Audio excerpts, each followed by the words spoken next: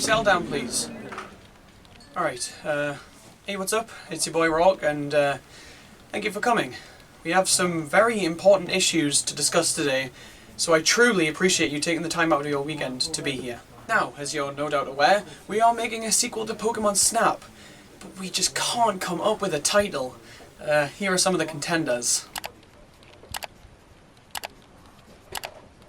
Just call it f***ing new Pokemon Snap for like, I need to go, my wife is in labour. No, you're a genius! The people have been screaming for a new Pokemon Snap, so let's give them new Pokemon Snap! This might be enough to save us from going under! I really wasn't trying to help. Wait, what? Oh yeah, we're approaching bankruptcy at an alarming rate. You might want to start looking for a new job. Yeah, looking back at things, it's incredibly obvious why we went under. Noah's kid's gonna have to look at his dad every single day and think, damn it, he couldn't think of anything better than new Pokemon Snap!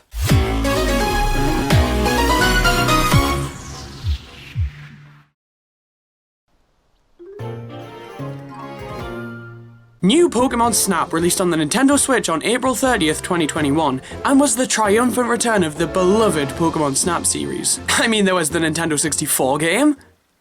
That sentence was over long before it started. Pokemon Snap was pretty much the only Pokemon game on the Nintendo 64 that mattered. Oh man, Hey You Pikachu released. Really, who gives a f***? People in the 90s wanted to take pictures of Pokemon, not talk to them. Pokemon Snap was one of the most beloved games on the Nintendo 64. So how long did it take them to make a sequel?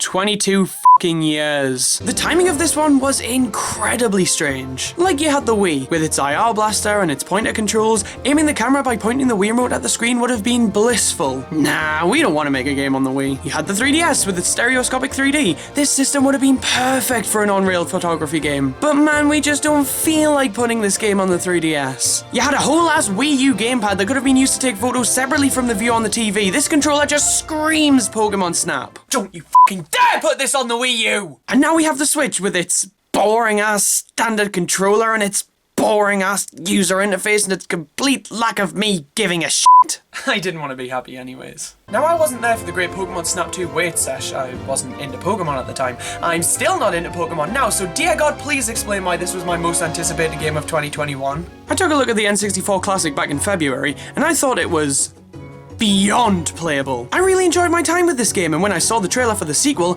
I knew it was time for me to give a shit about something I didn't give a shit about. And when the release date rolled around, only one thing was on my mind. I refuse to buy this game if it doesn't come with a poster and stickers. When the game begins, we get to pick our avatar, and I don't want anybody to worry about me, but I think it's best I let you know that I was diagnosed with this guy. Because the first thing I think of when I see my hair is bleach blonde! We have a cutscene of us rocking up to the Lentil region's star attraction, the Laboratory of Ecology and Natural Sciences, or LENS for short, haha. We're just walking, looking at the Pokemon until...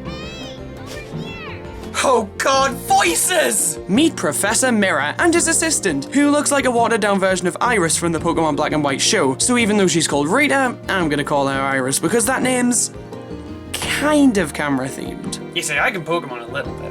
Professor Mirror is a Pokemon researcher, and apparently the most effective way to research Pokemon is by taking pictures of them. Yeah, keep telling yourself that. The professor tasks us with heading out into the Lentil region to take as many Pokepics as we can to assist him in his research of the great Illumina phenomenon. He gives us a space buggy, a camera, and f*** all else, and sends us off to take Pokemon pictures, but this time portably. Our first stop is the Florio Nature Park. We enter with a really cool animation, and we're immediately smacked in the face with the sheer beauty of this game. Oh my god. Look, I know the Switch is capable of some nice-ass graphics. Just look at Mario Kart 8 Deluxe, Breath of the Wild, Animal Crossing New Horizons, Mario Odyssey, Luigi's Mansion 3, but even considering those games, new Pokemon Snap is on another level. It's just so fucking gorgeous! The texture work and lighting are stunning. The Pokemon all feel so alive with copious amounts of animations and interactions. This game puts Sword and Shield to shame in almost every sense imaginable, and it's a fucking photography spin-off.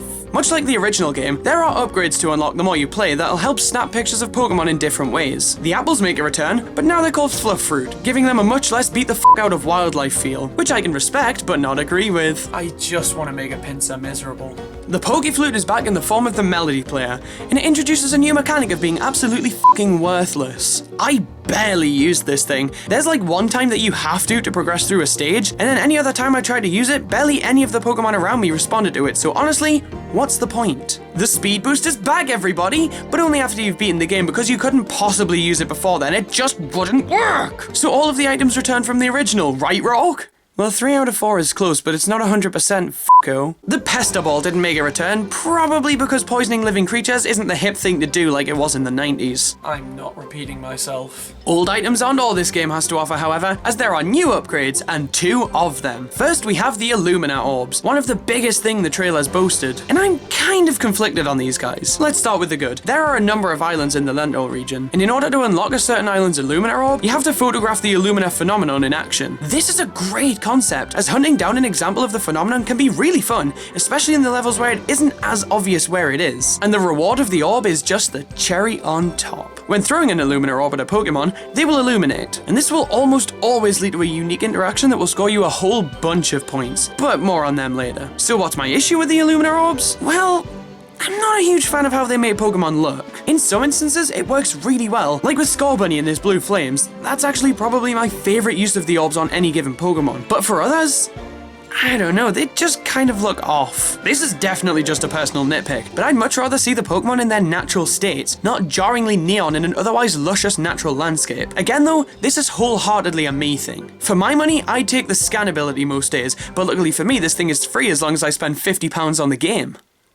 That's quite a big asking price for the scan ability. This upgrade allows you to scan the area around you, and doing so can uncover alternate routes, hidden Pokemon, and other things of interest. A scan can also grab the attention of any surrounding Pokemon in a much more effective way than turning Pokemon into glow sticks. So 9 times out of 10, I would simply scan rather than throwing an Illumina Orb. In concept, however, I absolutely adore the Illumina Orbs, and they tie into the game's story in a really interesting way. Now I know when I covered the original game, I talked about each and every stage, but man, that simply isn't gonna happen with this one. There are 5 main islands to explore, with 1 extra, but I'm not going to talk about that because it's pretty spoilery. Other than Florio Island, each of them have at least 2 courses to explore, so we're already looking at 10 courses. A number that the devs looked at and said, that's fucking pathetic. Most courses have a nighttime variant, and every single variant of a course has 3 research levels. Now, what the hell are research levels? You would have thought I'd been able to answer this question after the first 13 times I'd been asked. Each course starts at research level 1, and every time you run through and snap some pictures, the research level increases in tandem with how many points you earned. Gaining enough points will take you from level 1 to level 2. To the mathematically challenged, I'm sorry. Each research level basically acts as a slight variation on the course. You'll see different Pokemon in different places, and you can sometimes find alternate routes that don't exist in other versions of the course, but by and large, it's just the same thing with a new roster. Reaching research level 3 is some tough stuff, and when you consider the 10 courses, the 10 alternate versions, and the 3 research levels per variation, that's a whole lot of content. And again, this is without me mentioning the final island. From this, I think it goes without saying that this is a meaty game. The main story ran me 15 hours alone, and I'm far from feeling like I'm done with it. But who gives a shit about how long the game is if you don't know how the point system works? That's the main reason I couldn't get into Pokemon. Now, the way photos were scored in the original game was traumatic, so I was actually really looking forward to see how this game shook things up. Spot the difference. The point system in this game is fundamentally the exact same thing as the first games, but with more clear names, more generosity, and a fun new thing to care about. Each picture is given a star rating between 1 and 4, and rather than denoting quality, this rating more so relates to the behavior of the Pokemon. In order to fill the photo decks that Professor Mirror desperately wants us to fill, we need to snap Pokemon for all 4 star ratings. This is an outstanding concept and really hits home what makes the Pokemon Snap series so enjoyable to me. Seeing Pokemon in their natural states. Having to capture them and all of their unique behaviors does wonders to making this game feel more alive. And no joke, it's one of my absolute favorite additions to this game. Now, the star ratings and point system exist to help further the professor's research into the Illumina phenomenon. And this research culminates into 5 big encounters within the game. Each island has an Illumina spot, areas where the Illumina ratings are going off the charts. Oh man, I wonder what could be causing that?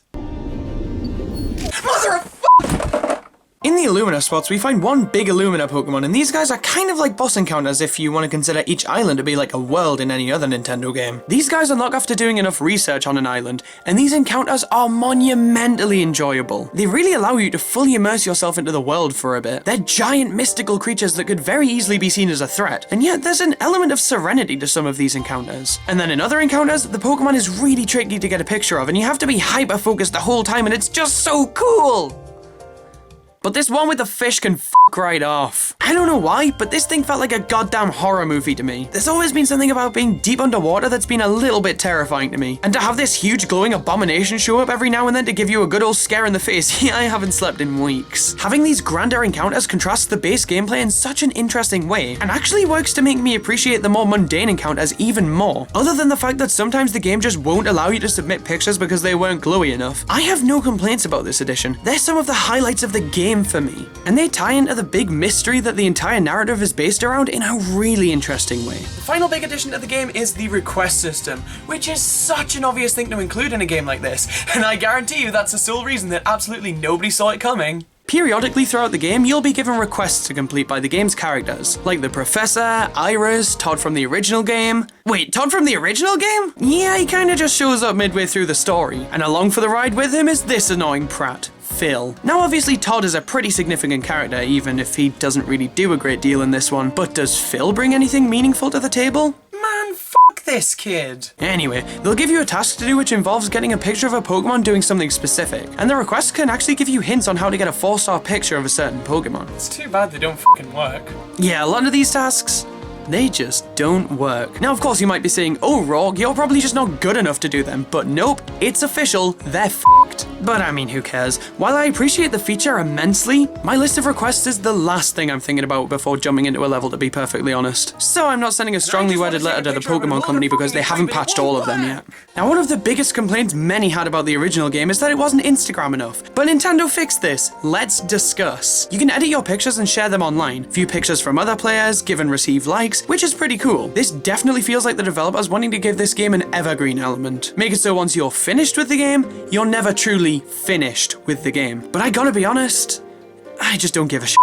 I'm sorry. I've never wanted to edit pictures of my Pokemon. Sure, I get the appeal, but for me personally, I don't really want to add a funny stupid hat to my Squirtle. And I kinda have the same feelings towards sharing my pictures in general, just let me take my 4 dozen Lapras pictures in peace. Now I know I've made it sound like this game is perfect, but I do have a slight issue with it. That's right, I said it. In the original game, there were loads of interactions that allowed you to force a Pokemon to evolve, but sadly, this feature is completely missing from the sequel. This was quite disappointing. I didn't actively think about it too much during gameplay, but looking back at it now, yeah, I would have loved these to be included. This doesn't ruin the game by any means, but it's definitely something worth noting, as I think their inclusion could have added to the game in a major way. New Pokemon Snap was an absolutely magical experience from start to finish. It took the premise of one of the best Pokemon spin-off games and refined it to the nth degree. The game is absolutely breathtaking on the eyes and ears alike, and the sense of wonder and discovery that this game provides is absolutely unparalleled. If I had to sum up my experience with this game in one word, it would be joy. Not a moment of this game passed me by where I didn't have a huge stupid grin on my face because of how damn fantastic this thing is. No matter what the game threw at me, I was absolutely taken aback by just how happy it made me. Almost all of its elements work together in such a satisfying way that hooked me like very few games have before. New Pokemon Snap is one of the most joyful gaming experiences I've had in quite some time. The stunning world, the attention to detail, how alive the characters are, the gorgeous sound design, all of these things sunk their teeth into me. And when the credits rolled, I was legitimately upset that the game had come to an end. This game is absolutely worth the price, and it's already one of my favorite games on the Switch, and if I'm being honest, this game might be able to dethrone Pokepark as my all-time favorite Pokemon game. Yeah, right. New Pokemon Snap may have infinitely more compelling ideas and way less flaws when compared to Pokepark, but what it doesn't have is motion-controlled minigames, so until I can take a picture of a Bidoof by throwing my Switch across a room, then the park reigns supreme, bitches!